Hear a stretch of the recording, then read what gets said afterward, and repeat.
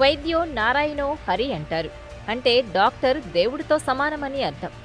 అలాంటి పవిత్రమైన వృత్తిలో ఉండి పాడు పనులు చేస్తున్నారు కొందరు డాక్టర్లు. వైద్య వృత్తికే కళంకం తెస్తున్నారు. తాజాగా విశాఖలో ప్రభుత్వ వైద్యుడు డాక్టర్ భవానీ శంకర్ మైనర్పై తన పైశాచికత్వం ప్రదర్శించాడు. దీంతో అతనిపై అత్యాచార కేసు నమోదు చేశారు పోలీసులు.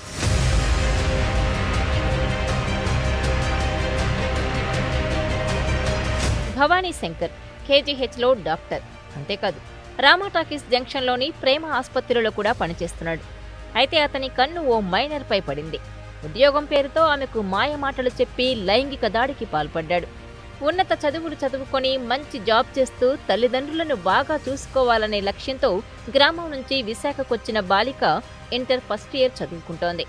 అయితే తల్లిదండ్రులకు ఆమెను చదివించే ఆర్థిక స్తోమత లేకపోవడంతో సూర్యారావు అనే వ్యక్తి డాక్టర్ భవానీ శంకర్ దగ్గర ఉద్యోగంలో పెట్టాడు. ఆసుపత్రిలో పార్ట్ టైం జాబ్ చేసుకుంటూ చదువుకుంటోంది.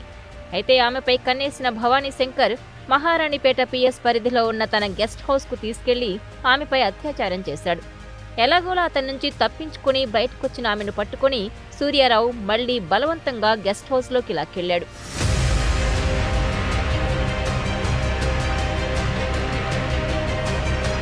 ఎట్టకేలకు వారి కళ్లు కప్పి తప్పించుకుని తల్లిదండ్రుల దగ్గరకు చేరిన బాలిక వారికి జరిగిన విషయమంతా చెప్పింది.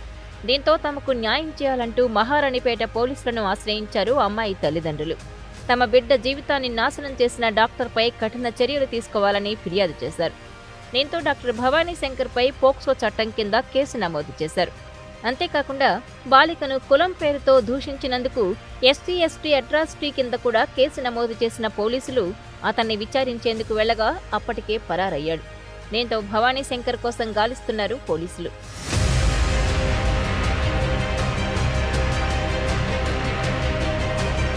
మరిన్ని వీడియోస్ కోసం ఛానల్ ని సబ్స్క్రైబ్ చేయండి. లేటెస్ట్ అప్డేట్స్ కోసం వాట్సాప్ ఛానల్ ని ఫాలో చేయండి. అండ్ లింక్ డిస్క్రిప్షన్ లో ఉంది.